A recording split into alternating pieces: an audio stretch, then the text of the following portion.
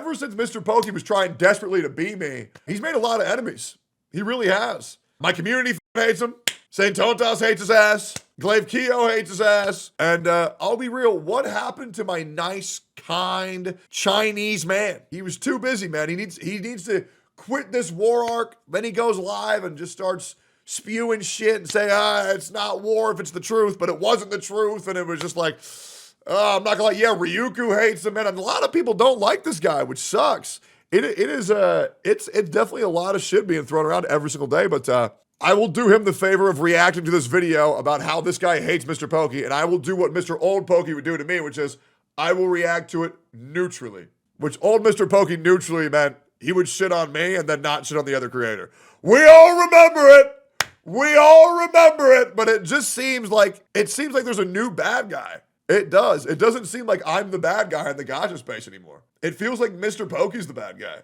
It feels like I'm the good guy. I mean, have we seen the Hail Tectone stocks are up, man? There's been so much. But yeah, I mean, I haven't seen a hate video on me in forever, bro. I guess I am redeemed. The Redeemer, aka the Divine Punisher of anything that I disagree with. But let's see what's going on here, man. Me and MrPokke reversed roles. Hey, I love it. Hey, make sure to like, comment, subscribe. Let's see here real quick. All jokes aside, I don't know what Glaive and MrPokke got going on at each other. Yeah, let's see what's going on here, man. Let's see what's going on. And I'm gonna be pretty fair about this. Because MrPokke was fucking up. We had to talk, and it was good for about 3 days, then he fucked up again. So I've just given up. But let's see what Glaive has to say here. I'm actually very curious. What's going on here, man? All right, let's dive into something that has been driving me and probably you nuts lately. Yeah, no, I've seen Glaive Keo schizo posting on Twitter every single time MrPokke's brought up. Let's see it, man. Gacha Tribalism. I mean, it's not like it's a new problem, but it's gotten insanely out of hand. Fans are fighting like sports teams instead of just enjoying the games. But you all know I've covered the Kurobot. Now, I'll be real, I don't really see that much of that. So maybe it's if you're more into like the HSR tribe, because I know HSR fans right now are like very tribalistic right now due to the fact that their game sucked or was going a negative trend. But then the devs said they were going to fix it, right? Which I'm very happy about, which kind of made all the people who were defending it look like idiots because the devs themselves acknowledged that, hey guys, the game's not heading in a good direction. And so now people just don't know what to think. Yeah, spacing myself away from HSR, doing more ZZZ, Woo-Wah, Limbus Company, and doing HSR when I feel like it, it's been a very different perspective than playing HSR all the time, which I think if you're just bored or tired or angry at your games, then just don't play them for a little bit, and you'll probably feel better. Bots versus Hoyoshill's drama before, and honestly, I've even played a part in stoking these debates on my channel. I get it. When you're deep into your favorite game, defending it feels almost like defending your virginity, which I have been really good at considering I haven't lost it. Today, I want to explore how figures like MrPokke are fanning the flames of this tribalism, what that means for the community, and if we're lucky, how we might steer the conversation towards something even more constructive. In other words, let's see if we can actually talk about the game quality and monetization without it. That's my biggest issue with the drama lately, is that it's like low level drama, like really boring shit. Like the drama that I used to get involved with was like dope. It was like career versus career, blood match. Who has the worst partner, blood match. Who is gonna fall off harder? Here we go, pulling back the curtain of how they are in real life. And now it's just like, if you think the Woo-Wah main character is better than the HSR main character, I don't like you, and you really hurt my feelings because I love it, and you're just wrong. And it's like, bro, who cares? Whether the HSR or the Woo-Wah character is more free to play, who cares? And it's secondly, obviously the Woo-Wah character is more free to play because you can beat all the end game content using other 4 stars with that MC, whereas the other character is a 25% off coupon in a team that you must bring a 5-star with. And once again, feel free to prove me wrong. Feel free to go into the MOC and the Pure Fiction and Apocalyptic Shadows with all 4 stars and the MC and clear it. And if you can do that, then they're equal, right? I'll take it back. I'll say they're equal. I think the Woo-Wah one is more free to play viable, right? Because the game is more free to play viable. And that is something that you do have to take into consideration, right? And because the other problem is with the main character of Honkai Star Rail, when you have to move from Harmony to the Remembrance, the only thing that can fill the void of the Harmony MC is Fugue, which means you must have a 5-star to replace their void, which makes it even less free-to-play viable because now you need both and you can't have both. So you literally have to pull Fugue to make that old team viable at the same degree. And it sucks, doesn't it? I think so. But I just don't care. To me, it's like very common knowledge, very common sense. And it's actually crazy how people don't see how obvious that is, but it just feels like dumbasses arguing over shit that it's like, oh, bro, this isn't an apple. This isn't an apple. It's a fucking orange. And it's like, well, no. It tastes like an apple. It looks like an apple. It was sold as an apple. It's probably an apple. It turning into an internet brawl. But first, what exactly is gacha tribalism? It's this phenomenon where fans treat their favorite games like it's a part of their identity. Instead of just playing different games or even admitting that every game has its flaws, people dig in and start attacking anyone who— oh, what's the free-to-play option? And Wuwa? Oh yeah, Baja. See, the reason why Wuwa will always be more free-to-play viable is because you can just dodge. You don't actually have to take hits. Whereas in HSR, you have to take hits. You can't just not get hit, right? So you can just use Baja to heal every now and then, or you can use your free-to-play, I have a free ticket to grab a Verena, right? Verena's free, right? Just grab her for free, and bada bing, bada boom, you have the second best hero in the entire game. Sometimes the first best hero in the entire game, right? So I think there's been, what, 2 selectors? I think. But yeah, just grab her, pick her for free. Criticizes their $1 million company or praises a rivaling $1 million company. The result? Our discussions quickly turn into endless and pointless internet wars. Imagine— Hey, Glaive Keo, thank you for the Vinland Saga plug. Thank you, bro. Everybody here should be watching Vinland Saga right now. Trying to talk about a game's monetization or gameplay balance, only to have the conversation derailed by someone yelling, "Your game is trash and mine is the only way to go. It's my $1 million company." These battles over personal opinions don't just get noisy, they often completely drown out any serious conversation about how the games can actually improve. One idea that would make Genshin Impact feel way better when you run parties with characters that have interactions. Hello. They will interact while you play. Yep. It's like arguing about which pizza topping is better when the oven is broken. And that's why I try not to give newer content creators who have only been in the game for like a year or two, like the benefit of the doubt, because I remember when I said stupid shit nonstop.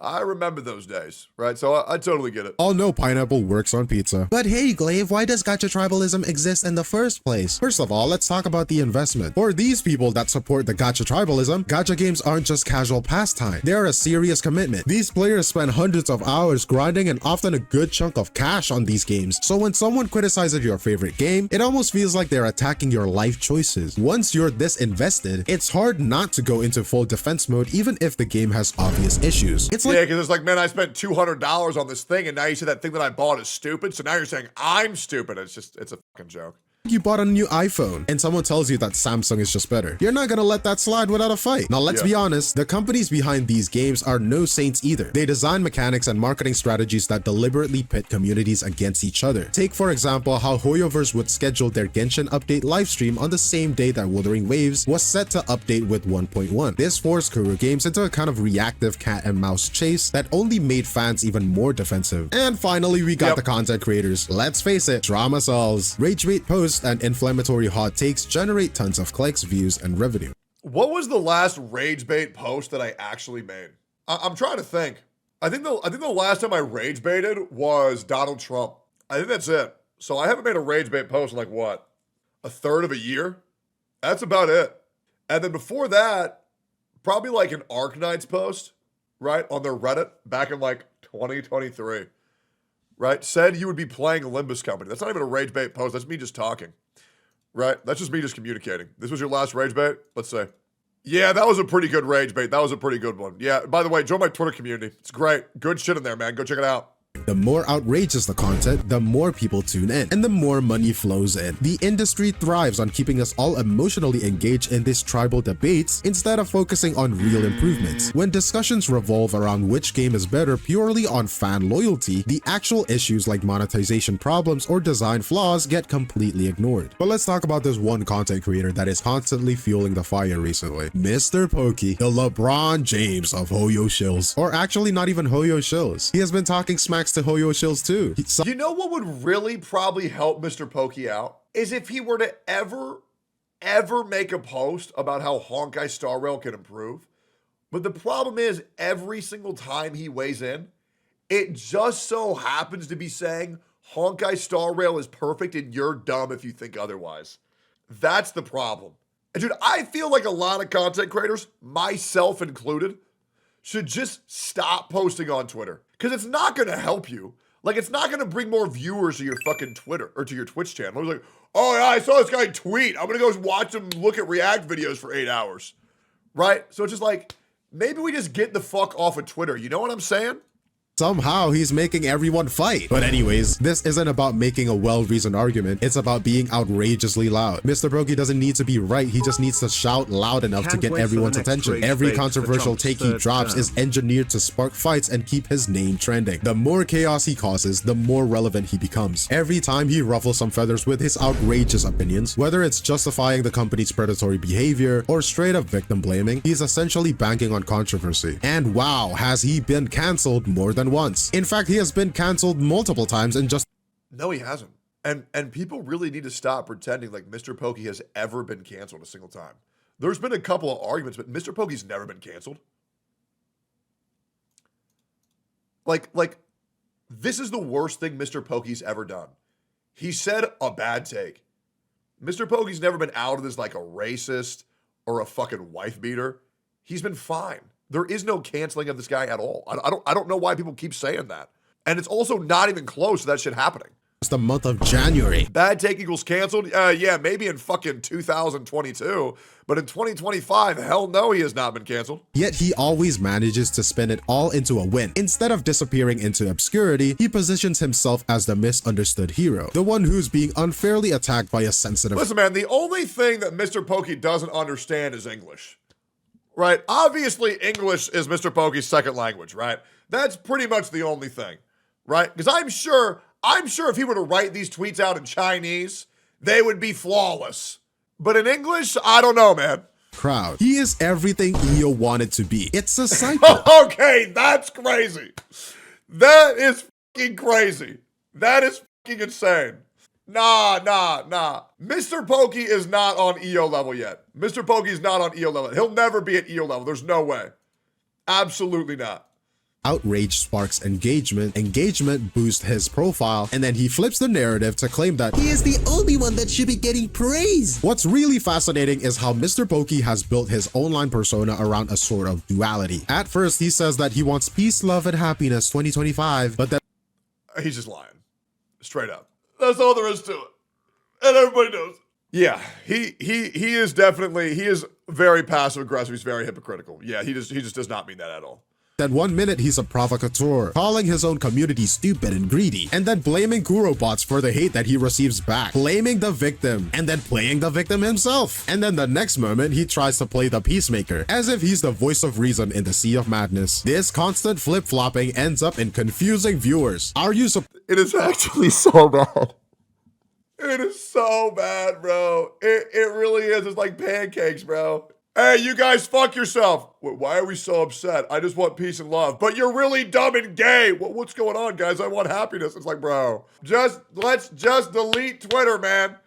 Let's just delete Twitter. supposed to see him as the Gacha Jesus or just an idiot with They won't. That's me. the megaphone? Either way, his contradictory stance only fuels more debates, and it leaves us all scratching our heads. After he set the community on fire, MrPokke's typical response is to engage in damage control. Instead of owning up to the chaos he created, he fires off a long-winded, condescending threads that boil down to simple message. It's not me, it's you. I should be the only one getting praised. He even uses the mirror metaphor, as if he's showing the community its own flaws. And He learned that one from me, guys. My bad. My bad. honestly, if you're going to hand out mirrors, maybe take a good look at your own reflection first, MrPokke. Bro, this guy fucking hates Pokey, bro. Oh, man. Oh, man. I do wonder.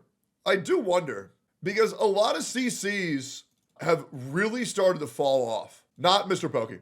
A lot of CCs like Ziox have actually started to fall off pretty hard on Twitch. I wonder if the meta of picking one game and hyper focusing on it just isn't it anymore. I mean, I've seen MrPokke's Bob playthroughs really pop off, which is great.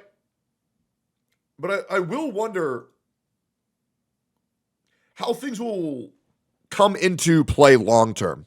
Because creators like Genizad, who are doing very good right now, you're welcome, by the way, I put him on the map by calling him a retard, is doing great.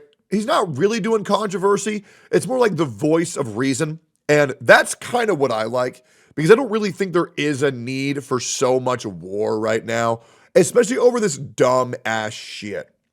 Right? Like, I'm waiting for like some real shit, some real drama, like Hex Juice and B-Mal, Hex Juice and Yelan Slave. That shit was awesome, right?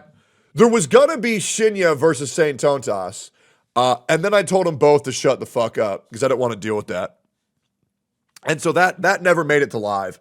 And then now they talk and now they're good, thank God. But yeah, the problem is that there's these really unharmful posts, and people take them like, if I don't talk about this, the world's gonna explode, right? Like, did we really need to talk about a 22 liked poll? Did we, guys, the poll had 22 likes that caused this whole HSR versus woo-wah thing again.